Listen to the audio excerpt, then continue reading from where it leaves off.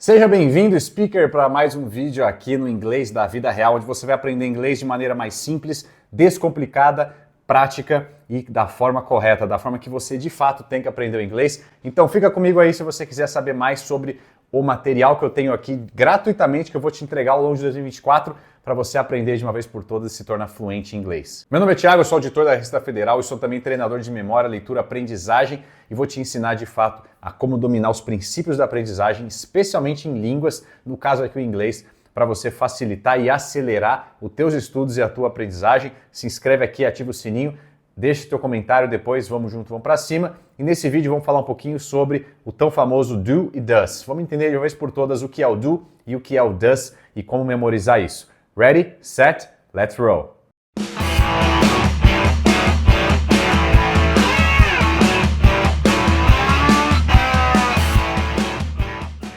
Bom, primeiro vamos entender o que significa o do e o que significa o does. O significado deles, na verdade, é o mesmo. Tanto do quanto does significa fazer. Então você vai usar o do e o does numa frase quando você quiser falar sobre alguém que faz algo, ou se você está fazendo algo, ou se alguém está fazendo algo. Pode ser no passado, pode ser no presente, pode ser no futuro, pode ser no positivo, ou pode ser na negação. A pessoa não está fazendo alguma coisa. E por que nós temos o do e o does? Nós temos as pessoas, né? Pessoas do plural, pessoas do singular, como no português. Eu, você, ele, ela, nós, vós e eles, isso e aquilo. No inglês nós também temos isso. Nós temos o I, nós temos o you, nós temos o he, o she, o it, o you, que seriam nós, e o they, que seriam eles. O he, she, it seria ele, ela e isto.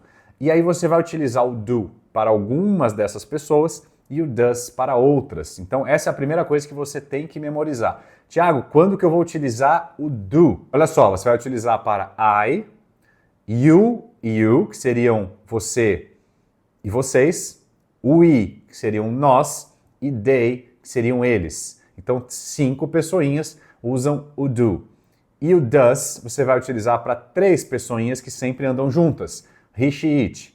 He, she, it. Grava isso, grava o he, she, it. O he, she, it sempre vai usar o does, beleza? Essa é a única diferença, o significado é o mesmo, mas o he, she, it, ele, ela, isto, vai utilizar o does. I, you, we, you and they, nós utilizamos o do. E eu quero trazer para você aqui, em primeiro lugar, utilizando o do e o does em perguntas. Como é que você formula uma pergunta para saber se a pessoa gosta de alguma coisa? Digamos que você tem ali uma frase afirmativa.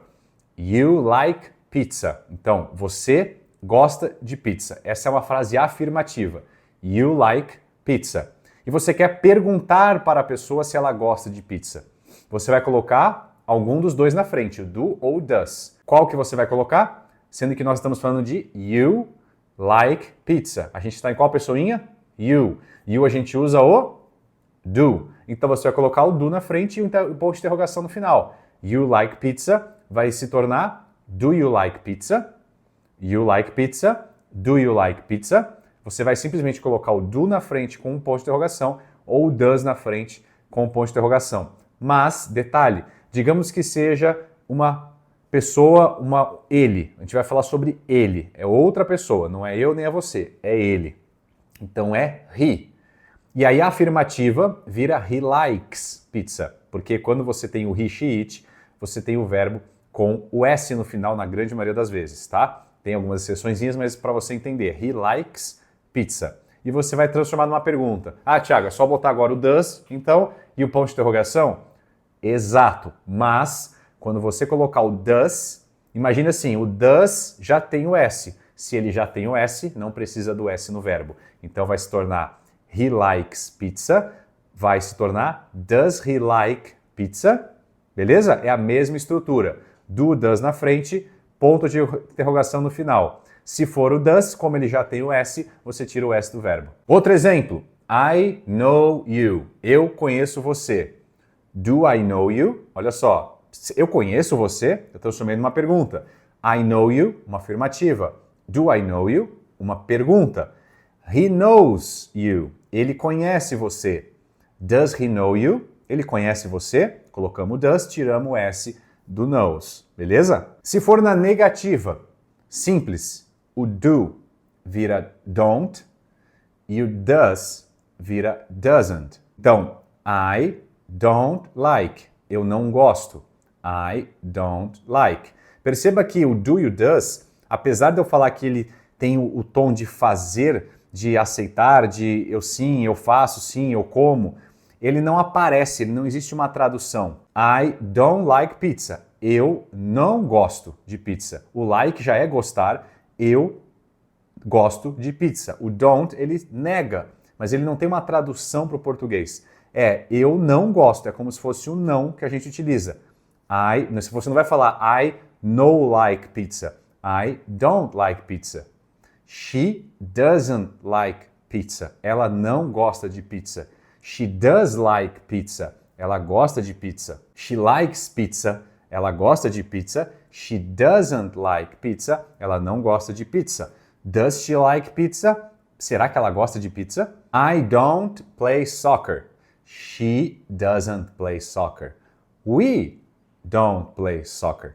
Perceba, eu não jogo, nós não jogamos, ela não joga, mas o do e o doesn't, o don't e o doesn't, o do e o does, eles não têm uma tradução. Eles servem para colocar o movimento de fazer algo, de gostar de algo, o positivo ou negativo dessa ação, beleza? Perceba então que eles são pequenos auxiliares que normalmente vão acompanhar ali as pessoas do singular e do plural. Você não poderia falar why you study. Por que você estuda? Você vai falar why do you study? O do sempre vai acompanhar o do you, do I, do we, do they, beleza? E o does vai acompanhar o he, she e o it. Sempre que você tiver ali a pessoa numa afirmativa, numa pergunta, normalmente o do vai aparecer ou does. We do our best. Nós fazemos o nosso melhor. Não é só we our best, nós o nosso melhor. We do, nós fazemos o nosso melhor. Nós temos também a utilização do do quando nós estamos fazendo alguma coisa. I'm doing my homework. Eu estou fazendo o meu trabalho de casa.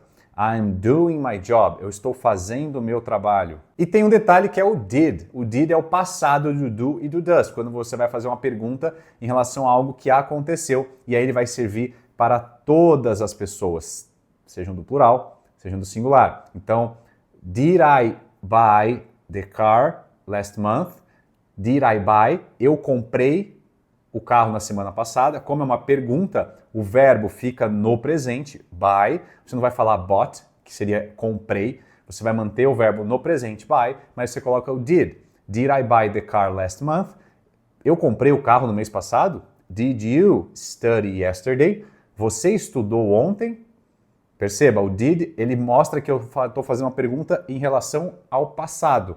E aí o verbo fica no presente. Então, sempre que você tiver o did, você tem verbo no presente e está se relacionando a uma ação, a algo que aconteceu no passado. Beleza? Espero que você tenha gostado. Dicas simples e poderosas para você entender de uma vez por todas como utilizar do e does em frases afirmativas, em frases interrogativas, perguntas. Quais são as pessoas que utilizam do, quais são as pessoas que utilizam does. Como que você coloca numa pergunta o do mais ponto de interrogação, o does mais ponto de interrogação, tirando o S do verbo quando necessário, qual é a função esses dois auxiliares e qual a função do did, beleza? Mais uma vez, espero que você tenha gostado desse vídeo. Se você gostou, assista os outros vídeos aqui do canal que certamente vai te ajudar a construir a mentalidade, a rotina e as estratégias certas para você dominar o seu inglês de uma vez por todas em 2024. Vamos junto, vamos para cima. Um forte abraço. See you later.